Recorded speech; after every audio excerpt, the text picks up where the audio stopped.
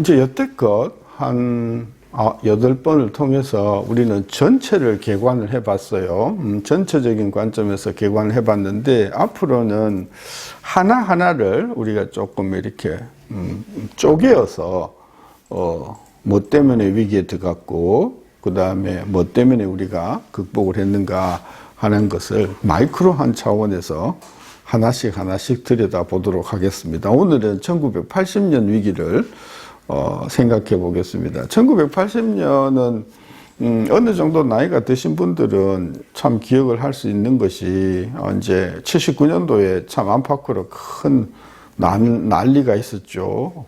박정희 대통령이 시해를 당하고, 그 다음에 석유 파동이 있었고, 그 다음에 국제금리가 올라가면서 남의 여러 나라들이 채무 불이행 상태에 빠지면서 우리나라도 당시 4대 부채 국가였었기 때문에 정말 80년도는 상당히 안팎으로 여러 어려운 여건이 많았어요. 이제 그 결과로 이제 성장률이 상당히 많이 떨어지죠. 80년도 성장률이 이제 10.3%포인트 떨어져요. 8.7% 나가던 성장률이 이제 마이너스 1.6으로 이제 떨어지면서 낙폭이 10.3%포인트였지 않습니까? 이 10.3% 성장률이 떨어진 것이, 분해해보면 어디에서 많이 떨어졌냐 하면, 투자에서 11.7%포인트 떨어지고, 소비에서 4.6%포인트 떨어져요. 그리고 수출에서는 1.3%포인트 플러스였고, 수입이 마이너스 5.0%였어요. 근데 아시다시피 수입은 마이너스가 되면 그게 성장에는 플러스가 되는 거거든요. 그러니까 그 수출이 1.3 늘고 수입이 5.0 줄어서 합하면 외수 쪽에서는 6.2%포인트의 성장 요인이 되었단 말이지. 그러니까 80년도 위기는 그나마 그래도 수입이 많이 줄어줘서 성장률에 플러스 6.2% 상승 요인이 생겼는데, 내수에서 망가지는 바람에 16.3%포인트 성장률이 내수 때문에 추락을 했거든요. 그 16.3%의 내수 추락의 결정적인 원인은 투자가 11.7%포인트 떨어지고 소비가 4.6%포인트 떨어졌으니까 80년도 경제 충격은 결정적으로 투자가 부진했다. 이제 그렇게 우리가 정리를 할 수가 있단 말입니다. 그런데 80년도에 그렇게 투자가 부진을 했는데, 예? 그해 이 한국은행은 뭘 했냐 봤더니, 한국은행은 본원 통화를 32%나 줄였어요. 작년에 비해서 본원 통화 증가율이 마이너스 32.6%포인트였단 말이에요. 그러니까 80년도에 이렇게 투자가 부진하고 그러면 적극적으로 본원 통화를 풀고 유동성을 공급을 해야 되는데, 당시 한국은행은 전혀 그러지 못했다.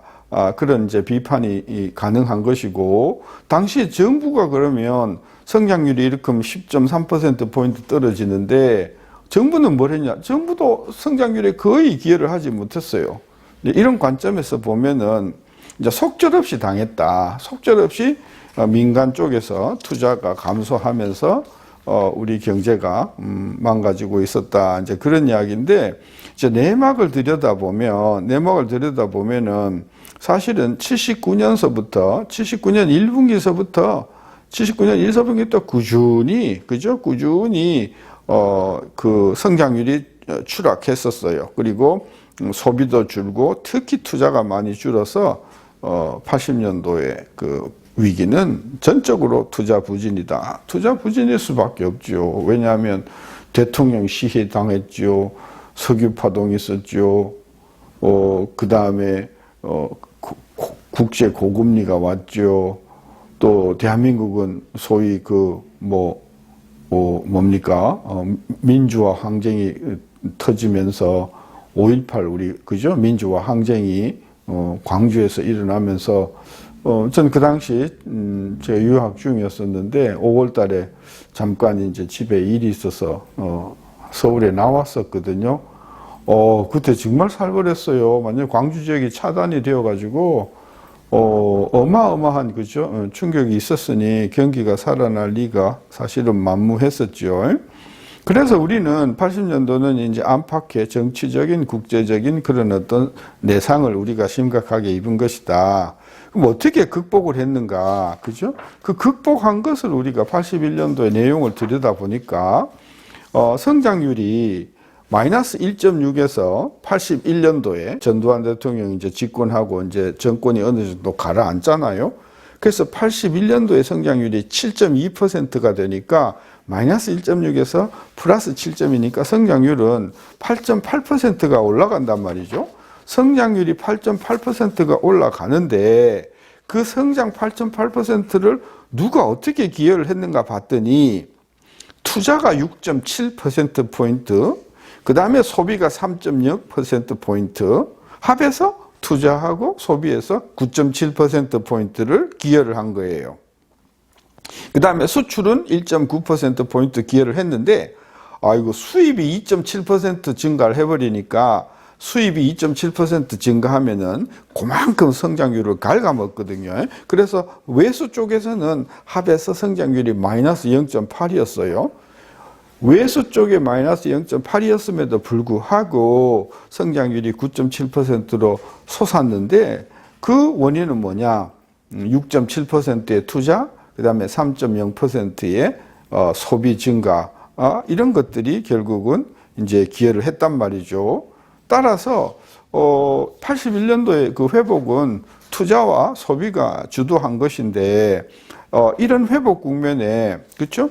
이런 회복 국면에 정부가 어느 정도 기여를 했고 민간이 어느 정도를 기여를 했는가를 분해해 보니까 민간이 6.5%, 그 다음에 정부가 2.3%예요. 그러니까 정부도 어느 정도 1981년도에 전두환 정부 집권 첫 해인데 정부가 어느 정도 기여를 했다. 이게 참 매우 보기 드문 현상이고, 그 다음에 한국은행은 그러면 본원통화를 어떻게 했는가 봤더니 한국은행도 1981년도에 본원통화 증가율을 8.7%포인트나 올렸어요. 그러니까 81년도에 새 정부가 들어서고 적극적인 어떤 재정정책을 쓰고 본원통화도 아주 유동성을 공급하고 해서 결국은 투자가 6.7%포인트 살고 소비가 3.0%포인트 살아서 81년도에 경제가 회복이 되었다. 그죠? 우리 전체 경제에서 차지하는 비중을 봤을 때 소비가 이 투자의 거의 2배거든요, 규모가. 그러니까 소비가 2배 크면 투자는 절반이라는 이야기잖아요. 투자가 절반임에도 불구하고 성장률에서 투자에서 6.7%포인트 늘었다는 것은 결국은 1981년도 경제 성장의 주역은 투자가 주도했다. 그렇죠? 그리고 그 투자 회복에 결정적인 역할을 한 것이 통화정책과 정부의 재정정책에 크게 기여를 했다. 우리가 정리를 그렇게 내릴 수가 있겠습니다. 감사합니다.